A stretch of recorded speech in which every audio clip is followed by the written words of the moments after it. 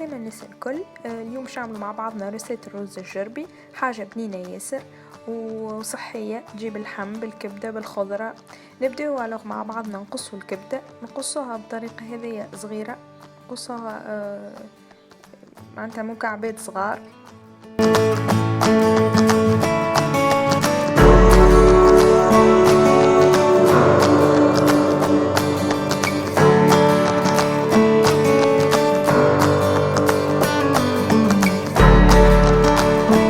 ونتعداو زادا كيف نقصوا اللحم بنفس الطريقة.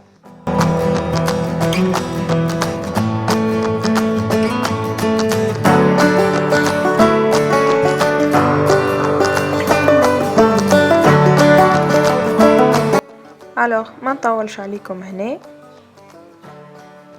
نخلطوا توا اللحم والكبدة اللي قصيناهم مع بعضهم باش نفوحوهم. نبداو بمغرفة تابل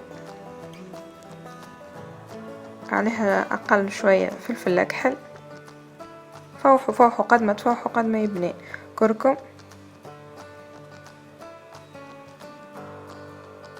غرفة فلفل زينة، فلفل الاحمر ولا اللي تحبوا، ملح حسب الذوق. هنا هذا يجيكم ناقص شويه، دونك تنجموا تزيدوا على الملح اللي حطيتوه وين. نعناع شايح، غرفه. طوا هنا عنا خضره قصيناها وشيح، معناتها غسلناها مليح وشيحناها، سورتو خليوها تشيح مليح، اللي هي معدنوس وسلق ولا معدنوس وسبناخ ولا معدنوس وسلق وسبناخ، الكلهم يبنوا. باش نزيدوهم اللحم والكبده اللي فوحناهم.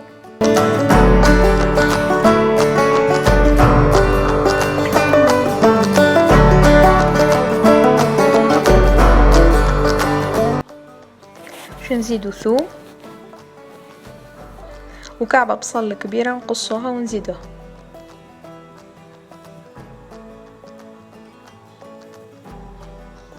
مغرفة كبيرة مليانة متاع ماكلة طماطم، ومقدار كاس متاع زيت تاي، كاس متاع تاي بالزيت.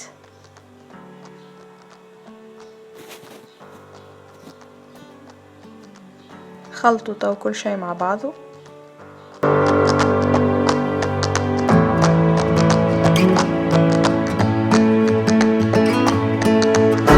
ونزيدوا صحفة متاع روز، خلطوه باش يدخل الفاح في الروز. ونحضروا المقفول متاعنا، نحطوا فيه الماء يغلي، ونحطوا الكسكاس متاعنا باش نحطوا فيه الروز.